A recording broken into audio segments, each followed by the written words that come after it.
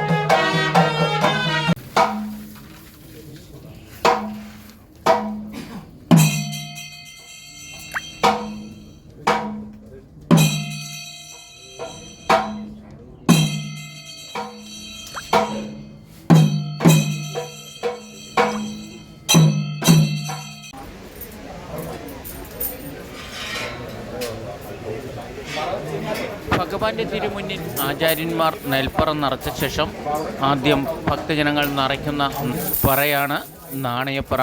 സമ്പൽ സമൃദ്ധിയുടെയും ഐശ്വര്യത്തിൻ്റെയും പ്രതീകമായിട്ടാണ് നാണയപ്പറ നിറയ്ക്കുന്നത്.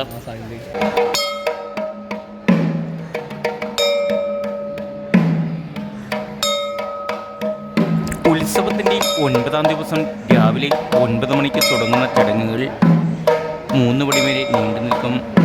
പന്തിരടി പൂജയ്ക്ക് ശേഷം തന്ത്രിമുഖ്യ ആചാര്യന്മാരുടെ മേൽശാന്തിമാരുടെയും ഭക്തിനിർഭരമായ അന്തരീക്ഷത്തിൽ നടത്തപ്പെടുന്ന ഭഗവാന്റെ ഭൂതഗണങ്ങളെ മുഴുവൻ പാണികൊട്ടി വരുത്തി ബലി കൊടുത്ത് തൃപ്തിപ്പെടുത്തുന്ന വളരെ അസുലഭ നിമിഷമാണ് ഉത്സവ ബലിദർശനം.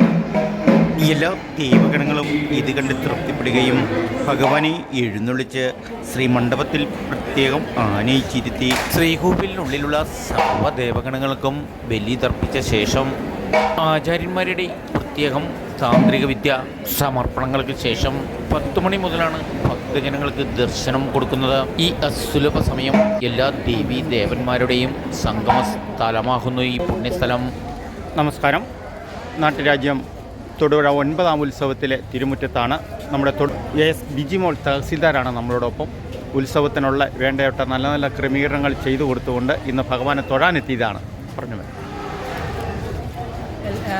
ഉത്സവത്തിന് വേണ്ട സമാധാനപരമായ അന്തരീക്ഷം ഒരുക്കുന്നതിന് ജില്ലാ കളക്ടർ ബഹുമാനപ്പെട്ട എസ് പി മുഖേന പോലീസ് സംവിധാനങ്ങൾ ഏർപ്പെടുത്തി. അതുപോലെ തന്നെ സമാധാനപരമായും വളരെ നല്ല രീതിയിൽ ഉത്സവം നടക്കുന്നതിനുള്ള എല്ലാ ക്രമീകരണങ്ങളും എല്ലാ കാര്യങ്ങളും റവന്യൂ പോലീസ് സംവിധാനങ്ങളിൽ നിന്ന് നമ്മൾ ചെയ്തു കൊടുത്തിട്ടുണ്ട്. ഉത്സവത്തിൻ്റെ ഏറ്റവും പ്രധാന ദിവസമായ 9ാം ദിവസം പ്രസാദവൂട്ട് വഴിപാടായി നടത്തപ്പെട്ടത് തൊടുപുഴ സ്വദേശികളായിരുന്ന ഇപ്പോൾ മൂവാറ്റുപുഴ ആനിക്കാട് സ്വദേശികളായ പാലത്തെങ്കിൽ കുടുംബാംഗങ്ങളാണ്. പ്രത്യേകം കൗണ്ടറുകൾ സജ്ജമാക്കിക്കൊണ്ട് ആയിരങ്ങൾക്ക് ഒരേ നേരം ഭക്ഷണം വിളമ്പാവുന്ന രീതിയിലുള്ള ചിട്ടയായ സജ്ജീകരണ രീതികൾ ഭക്തജനങ്ങൾക്കെല്ലാം ഭക്ഷണം കഴിക്കാൻ വളരെ ലളിതമായ രീതിയിലായിരുന്നു. ഭഗവാന്റെ തിരുത്സവം ഇന്ന് 9ാം ദിവസം വൻ ഭക്തജനത്തിരക്കാണ് ഇവിടെ അനുഭവപ്പെടുന്നത്. അതുപോലെ തന്നെ ഭഗവാന്റെ ഉത്സവ ബലി തൊഴിൽ ഇന്നത്തെ പ്രസാദവൂട്ട് വഴിപാടായി സമർപ്പിച്ചിരിക്കുന്ന കുടുംബാംഗങ്ങളാണ് ഇവർ. എൻ്റെ പേര് ചേച്ചി, എൻ്റെ സഹോദരൻ അമേരിക്കയിലുള്ള മുരളി ഭാസ്കറാണ് ഈ വഴിപാട് നടത്തുന്നത്. ഞങ്ങൾ ചെറുപ്പം മുതൽ ഭഗവാന്റെ തിരുനടയിൽ തൊഴുതു വളർന്നവരാണ്. അപ്പോൾ ഞങ്ങളുടെ ജീവിതത്തിലൊരു വലിയ ആഗ്രഹമാണ് ഇന്ന് സഫലമായത്. അപ്പോൾ ഞങ്ങളുടെ ചേട്ടൻ്റെ ഈ ആഗ്രഹം നടത്താനായിട്ട് ചേട്ടന് വരാൻ പറ്റാത്തതുകൊണ്ട് ഞങ്ങളുടെ സഹോദരിമാരെല്ലാവരും കൂടി ഒന്ന് ഭംഗിയായിട്ട് നടത്തുന്നു. ഇതാണ് തൊടുപുഴ കണ്ണൻ്റെ ഒരു മായാജാലം. അമേരിക്കയിലുള്ള സഹോദരൻ കൃഷ്ണൻ്റെ ഒരു ദിവസത്തെ പ്രസാദകൂട്ട് ചുരുങ്ങിയതൊന്നുമല്ല, ഏതാണ്ട് ഒരു 5 ലക്ഷം രൂപ വരെ ചിലവ് വരുന്നത് സഹോദരിമാരെ കൊണ്ട് നടത്തിക്കുന്ന വളരെ അത്ഭുതപൂർവമായ ഒരു ഭക്തി നിർഭവമായ ഒരു കാഴ്ചയാണിത്.